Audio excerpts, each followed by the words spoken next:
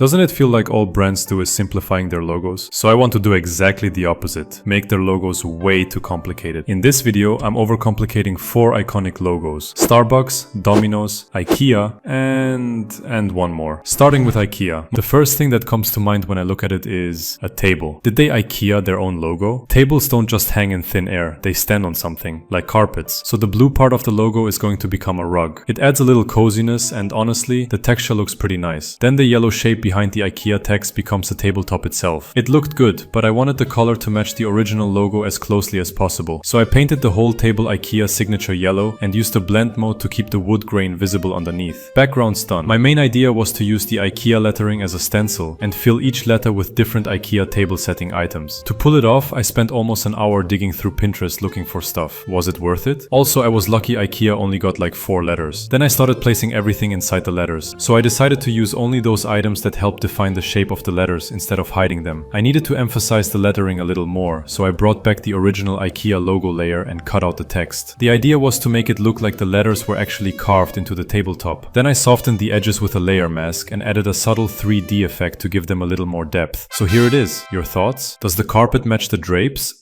I mean the logo? After that first logo, I seriously needed a coffee break. So naturally I did Starbucks. The main character here is the siren, a mythical two-tailed mermaid. So then I wanted to turn a completely fictional creature into a real person. First, I needed to find the right face. I ended up going with that generic Starbucks hipster bossy girl aesthetic, if such even exists for that. I found an AI-generated models and AI-generated wigs.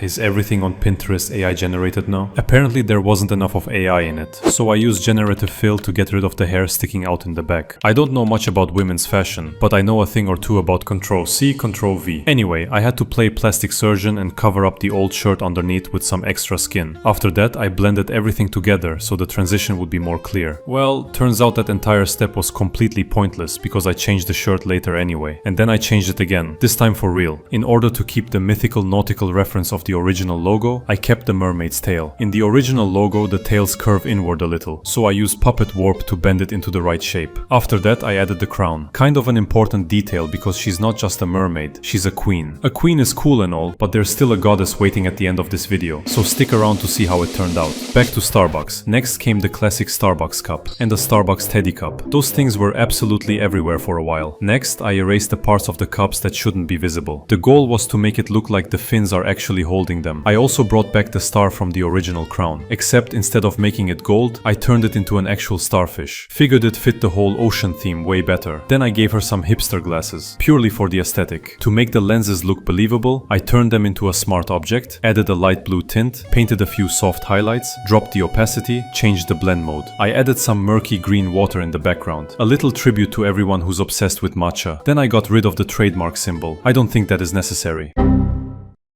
I also gave the girl's skin and hair a little boost in camera raw, just to make everything pop a bit more. And just like in real Starbucks, we gotta put a name on the cup. How do you spell it again? Starbucks? Gotcha. Now we're talking. Here's our overcomplicated and more accurate logo of Starbucks.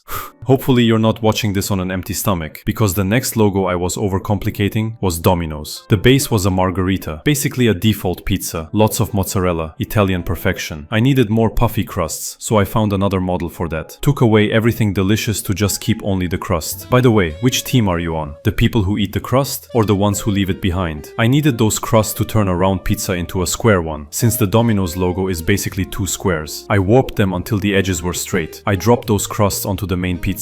Finally, a proper way to recycle food scraps. And then I did something that would probably get me banned from every pizzeria in Italy. I put pepperoni on a margherita. Just 2 though. For the second pizza, I duplicated the first one and fixed my previous crimes against Italian cuisine. Just left basil, as it should be. Now, for the Domino's text, I wanted it to look like someone had written it in tomato sauce. So I built every letter by hand using a bunch of different textures. Looks pretty tasty, and there it was. The final realistic Domino's logo. Now I need to go eat something. Alright, time for the last logo, Nike. You can't go simpler than that. So in order to understand how to overcomplicate this swoosh, I had to dig deep. Okay, the original logo was actually inspired by the wing of the Greek goddess of victory, Nike. I can see the vision. Welp, time to save Nike and give the goddess her wings back, right? I found a statue in a 3/4 view that matched the shape of the logo pretty well. The main challenge here was to still keep it worthy of a logo and not just a statue collage. I cropped the legs, otherwise the logo would have been too tall and that's not good. Logos shouldn't be tall nor fat. They should be, I don't know, square? For the wing, I used a pigeon's wing. Hopefully that's not too insulting for a goddess. I also found another wing from a side angle. I needed that one in the back so I could bend it into the shorter curved part of the logo later. I lowered the opacity of the original logo and placed it over the canvas. That'll basically be my guide for the rest of the process. I'll keep coming back to it while shaping the wings and trimming everything to match the original swoosh. But before I got into all that, the goddess needed something to stand on. That cannot be a pedestal cause, yeah, once again, too lame. I grabbed a shoebox cause that's the true pedestal for any Nike shoe. Also, a goddess of victory jumping from your shoe. Once the overall composition was in place, I started polishing the details. First up, the wings. I added 4 puppet warp pins, plus 1 more to stop the wing from flying off while I was moving it around. Looks cool, no? Also, to keep YouTube from getting mad at me, I had to give the goddess a top. Then I tweaked the statue's colors and contrast a bit, and applied those same adjustments to both wings so everything matched. Finally, I used puppet warp on the smaller wing and bent it into the curve of the logo. I erased part of the main wing where it connects to the body, and then it started to look a lot more like one sculpture instead of a bunch of separate pieces stitched together. Then I added the shadow cast by the wing onto the statue. The shadow helps anchor it to the body and makes the whole sculpture feel like one solid object. After that, I painted the shadows from the pedestal onto the statue too. And here's the final realistic Nike logo. Hopefully the gods of Olympus don't come after me for this one. And if not, maybe they should subscribe as well?